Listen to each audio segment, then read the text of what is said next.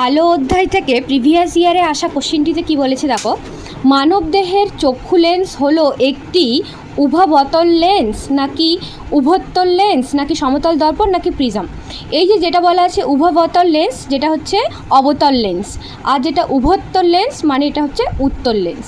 তাহলে কি হয় যখন আমরা সমতল দর্পণের কথা বলি, দর্পণ এই যে আমরা দর্পণ আঁকলাম, দর্পণ মানে একটা আয়না, তাহলে আয়নার পেছন দিকে এভাবে কালার করা থাকে, যার জন্যে কি হয় দর্পণের ক্ষেত্রে এর উপর যদি একটা আমি লম্ব এঁকে নিলাম, দর্পণের ক্ষেত্রে কি হয় যদি আলোকরশ্মি এভাবে আসে, কোনো একটা উৎস থেকে আলো এসে পড়লো, দিয়ে কি হয়ে যাবে এখান দিয়ে পার হয়ে চলে যায় না, এখানে রিফ্লেক্ট করে মানে প্রতিফলন হয়ে এভাবে চলে যায়। তাহলে সমান্তরাল দর্পণের ক্ষেত্রে আলো এসে পার হয়ে যায় না, প্রতিফলন হয়, এটাকে বলা হয় আলোর প্রতিফলন।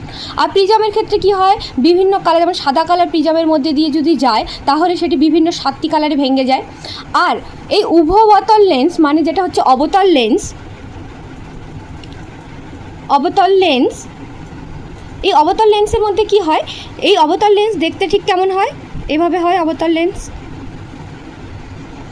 আর লেন্সের মধ্যে দিয়ে কি হয়, লেন্সের মধ্যে দিয়ে যদি আলো আসে তাহলে আলোটা ঠিক পার হয়ে যায়, দর্পণের মতো আলো এসে দর্পণে আলো পার হতে পারে না, রিফ্লেক্ট করে চলে যায়, আলোর প্রতিফলন হয়। কিন্তু অবতল লেন্স বা উত্তল লেন্সের ক্ষেত্রে কি হয়, আলোর প্রতিসরণ হয়। প্রতিসরণ মানে আলো এই দিক থেকে ভেদ করে আলোটা পার হয়ে চলে যেতে পারে।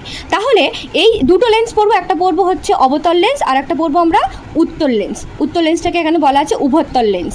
তাহলে এই অবতল লেন্সের ক্ষেত্রে কি হয়, এটা যদি আমরা প্রধান অক্ষ ধরে নিই তাহলে কি হয়, আলো যদি এভাবে যায় গিয়ে এর মধ্যে দিয়ে আলোটা গিয়ে ঠিক এইভাবে ছড়িয়ে যায়।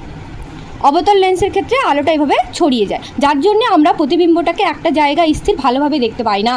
আর উভত্তল লেন্স অর্থাৎ উত্তল লেন্সের ক্ষেত্রে কি হয়, উত্তল লেন্স দেখতে কেমন হয়, উত্তল লেন্স দেখতে ঠিক এরকম হয়।